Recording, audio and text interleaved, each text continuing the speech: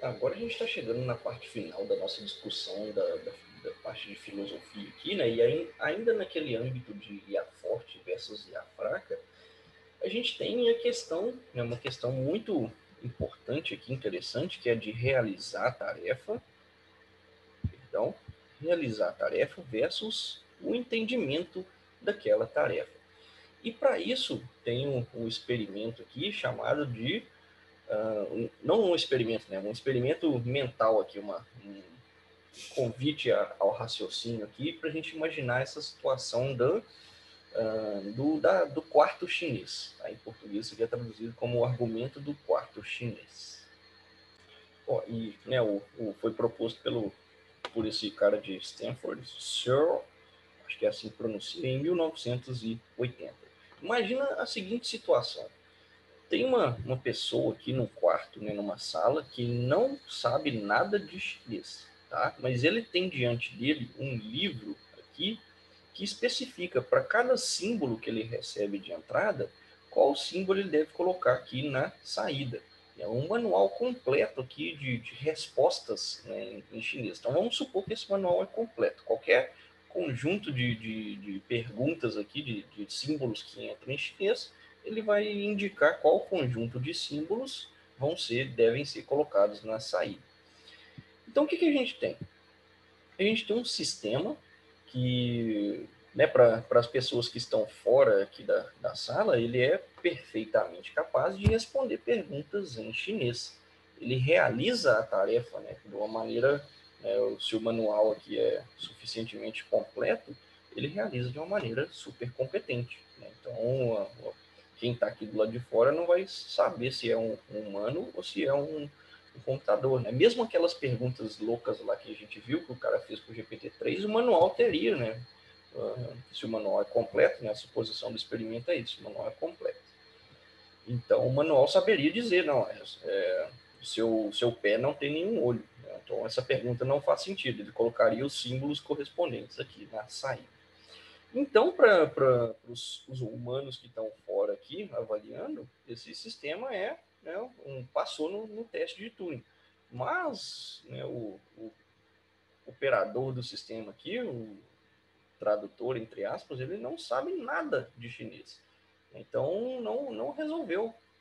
Ele realiza a tarefa, ele resolveu, ele realiza a tarefa, mas ele não entende nada. Ou seja, ele não tem consciência do que está acontecendo. Né? E não é o caso de um ser humano. O ser humano teria consciência de que ia acabar aprendendo eventualmente, né? Ele mesmo iria começar a entender os símbolos aqui. Né? E não é o caso desse sistema aqui que ele realiza a tarefa, mas não tem a menor consciência aqui do entendimento do que está se passando, que ele está realizando uma comunicação ali. E assim, esse experimento defende que as máquinas são assim. Né? Por mais que elas atinjam competência para realizar uma tarefa, elas não vão ter a consciência do que elas estão fazendo. Perdão, estava desmanchando aqui as coisinhas e subiu o negócio. É isso, tá? Então, por mais competente que a máquina seja uma tarefa, ela não tem consciência de que está realizando aquela tarefa. E aí, claro, né? Isso aqui é só uma pitada aqui do que desse argumento e tem críticas, né, e defensores, tem críticos e defensores desse argumento. Então fica né, a dica aí de leitura. Quem tiver interesse né, em saber mais, em estudar mais sobre esse tema, pode fazer isso e apresentar para a gente no vídeo aí, no trabalho 2 parte 2 né, um aprofundamento aí do argumento do quarto chinês. E aí, para a gente dar uma finalizada nessa parte, nessa discussão sobre consciência né, e inteligência artificial, vamos raciocinar, vamos pensar, vamos deixar a imaginação fluir aí com essas perguntas que estão aqui. Gente, na sua opinião, né, o que você acha aqui? O cérebro é um computador? É uma máquina de fazer né, cálculos, mesmo que muito complexa e além do que a nossa tecnologia atual consegue reproduzir?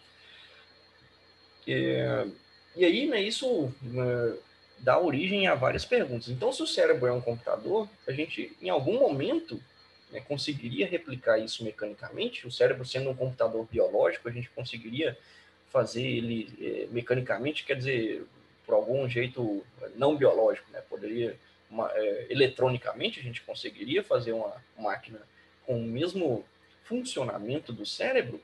Então, se a resposta para isso for sim, então, supondo, né, que isso fosse possível, a consciência é uma coisa que emerge simplesmente do fato do cérebro ser como ele é, a consciência emerge daquilo, ou a consciência é algo metafísico, é algo que vai além da física? Então, no caso do cérebro ser um computador, ele é, no caso, só o hardware, e existe um software ali, um espírito, uma alma, que opera neste cérebro. E aí, considerem os dois casos, tá? Vamos supor primeiro, que não exista, né? Que a consciência não é uma coisa metafísica, ela é um resultado das coisas biológicas que acontecem no cérebro. Então, se a consciência é produto, né, das coisas materiais ali do cérebro, e o cérebro podendo ser reproduzido eletronicamente, mecanicamente, então a consciência seria ou não reprodutível? Seria ou não possível ter uma máquina com consciência? Ó, a resposta que eu consigo chegar é que sim, né? Que se, né, com essa pré-condição, se a consciência está, né, restrita ao domínio material ali, se a gente conseguir replicar o material, a gente teria, né, condições de ter consciência. Agora vamos fazer, né, supor outra possibilidade aqui, que a consciência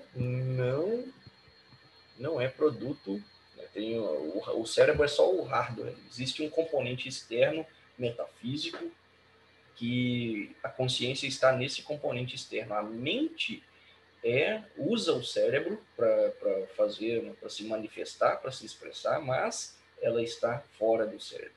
Então, mesmo que a gente pudesse reproduzir mecanicamente o cérebro, haveria, né, uma possibilidade de fazer uma IA consciente?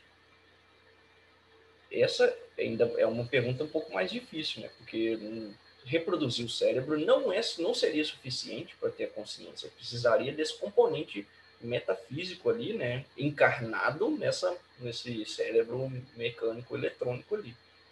Então, essas são as considerações que a gente tem que levar em conta, né, quando está lidando com essas indagações, né, de que pode existir uma IA consciente. Então, primeiro, o que é a consciência? A consciência é uma coisa material ou é uma coisa imaterial, uma coisa que vai além da matéria? E a partir disso a gente consegue tatear, né, se em algum futuro, né, isso seria possível de ser alcançado ou não. Aqui eu não estou, né, fazendo nenhum juízo, emitindo a minha opinião sobre o que eu acho da consciência ser um produto, ser uma coisa restrita ao domínio material, ou se há um componente metafísico nessa. Se a consciência é, né, uma coisa metafísica e o cérebro é o hardware que a gente opera, tá? Para essa consideração aqui. Mas só a título de curiosidade, eu acho que a mente é uma coisa além da física. Então, na minha concepção pessoal aqui, não seria possível, né, replicar ter uma IA consciente, né, ter um programa de computador ali que tem a mesma consciência que a gente. E, enfim, mesmo agora, independente da questão metafísica, existe um conceito muito legal aqui, ó, que eu queria compartilhar com vocês, que é o conceito de qualia. Qualia, não sei a pronúncia direito, tá? É uma palavra do latim que tem a ver com a experiência subjetiva da nossa mente consciente. Tá? Independente se ela for biológica ou metafísica, a gente tem uma mente consciente, isso é consenso, né? A gente sabe que está vivo, a gente pensa, logo existe, então temos uma mente consciente. E O qualia, né, essa experiência subjetiva, é a sensação que a gente tem, né, quando, aqui, né, um exemplo é a vermelhidão do vermelho. Ou seja, por mais que uma máquina consiga, né, você possa programar ali ou treinar uma máquina para dizer todas as propriedades de um objeto vermelho, né, ou da cor vermelha, vai dizer a frequência, vai dizer todos o valor, né, dela nas tabelas RGB ali, ou qualquer outro sistema de cores que você imaginar.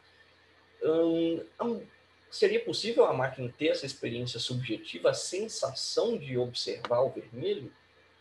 A máquina sentiria o doloroso da dor? Sentiria o vermelhidão do vermelho? Porque o conceito de qualia, né, essa experiência subjetiva, ela é, para começar, né, é inefável, é uma coisa que acontece dentro de mim. Eu não consigo, é incomunicável, né, eu não consigo descrever é um negócio tão primitivo, tá? Uma sensação crua, assim, que depois que eu começo a elaborar para descrever, né, por exemplo, se eu tomo uma taça de vinho, aí eu começo a falar, ah, não, é amadeirado, é não sei o quê, não sei o quê. Quando eu começo a falar isso, deixa de ser qualia e entra no reino descritivo, né, da coisa. Mas o qualia é a sensação ali que eu tenho quando eu tomo uma garrafa de vinho. E isso eu não consigo descrever. Inefável. É intrínseco, né? É uma coisa, uma característica ali daquela experiência, né, de estar observando um pôr do sol, né, a coisa que se sente ali crua, né, aquela comunhão com a natureza ali, é intrínseca, como é que está associado diretamente àquela experiência. É privado, né, uma coisa de cada pessoa, que é o mesmo evento vai gerar, né, diferentes qualias ali em cada pessoa. E é uma coisa que é diretamente, né, apreensível, sondável pela consciência, instantaneamente, né, uma coisa imediata ali. Assim que acontece, que eu vejo o pôr do sol, que eu vejo a cor vermelha, aquela sensação já aparece ali na minha consciência. Tá? Então, e aí, mesmo que a gente tivesse, né, a consciência sendo um produto biológico, né, materialista, a gente teria uma IA capaz de sentir, de experienciar o qualia aqui, de ver a vermelhidão do vermelho? Essa é uma pergunta extremamente interessante, né, e para a qual a gente não teria, eu não consigo dar uma resposta direta aí. É para isso que tem a filosofia e todos e todas bem-vindos aí a explorar mais essas questões, né? Essa é a parte mais fascinante da nossa carreira aí e fica o convite aí para explorar mais esses temas. E para finalizar, né, tá aqui o pensador e ao invés de trazer resposta, né, pode ser que você tenha saído dessa aula com mais dúvidas do que tinha antes. Né? E se foi isso que aconteceu, então, de certa forma, o objetivo foi cumprido. Tá? Desculpa pelas dúvidas, mas filosofia é isso aí. Então, vamos filosofar e pensar, logo existir.